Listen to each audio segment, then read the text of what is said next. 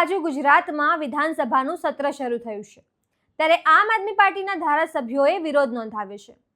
આમ આદમી પાર્ટીના ધારાસભ્યોએ વિધાનસભાનું લાઈવ પ્રસારણ કરવાની માંગ સાથે વિરોધ નોંધાવ્યો। નમસ્કાર, હું છું ચંદ્રિકા પુત્ર નિરાલી। આવો સાંભળીએ તેમણે શું કહ્યું।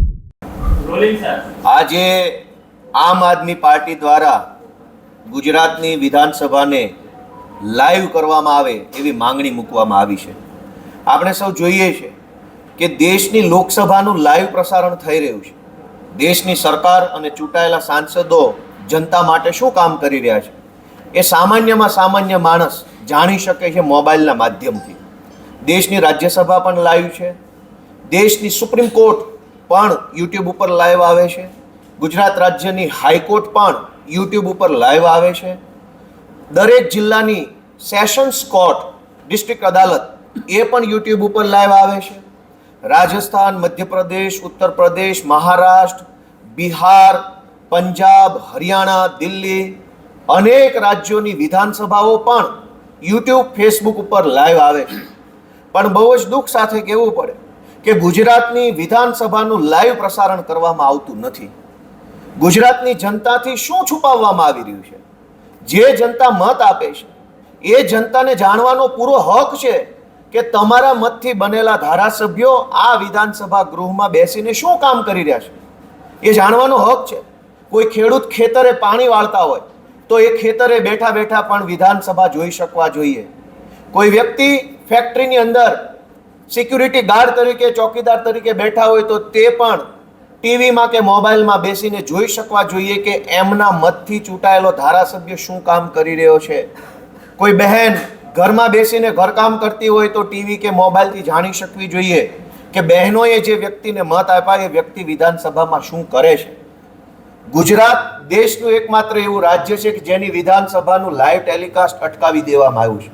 આ બિલકુલ ગેરબંધારણીય, અલોકતાંત્રિક અને જનતા વિરોધી કૃત્ય છે। મારા જે તારાંકિત પ્રશ્ન હતા એમાં 23 નંબરનો પ્રશ્ન હતો, નર્મદા અને દાહોદ જિલ્લામાં કુપોષિત બાળકોની સંખ્યા કેટલી છે?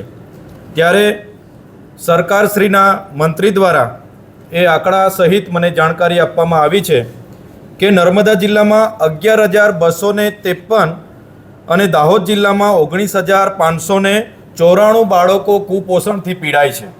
સાથીઓ, એક બાજુ ગુજરાત મોડલની વાત થાય છે, એક બાજુ સમાનતાની વાત થાય છે અને એક બાજુ એક એવો વિસ્તાર છે કે જ્યાં લાખો બાળકો પોતાના કુપોષણથી પીડાય છે।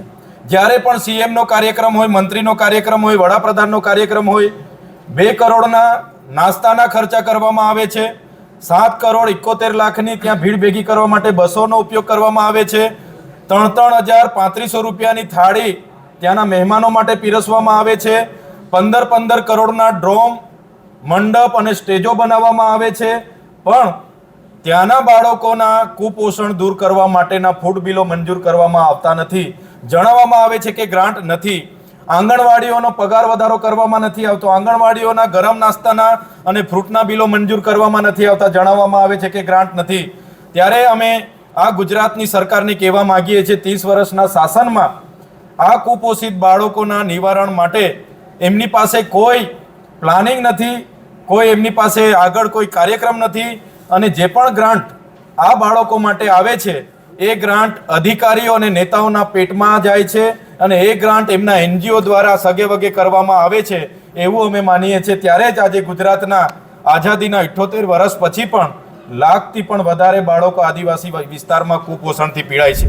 પાછલા 3 વર્ષો થયા જ્યારથી આમ આદમી પાર્ટીના ધારાસભ્યો ચૂંટાઈને ગૃહમાં આવ્યા ત્યારથી સતત અમારી માગણી હતી કે વિધાનસભા લાઈવ કરવામાં આવે।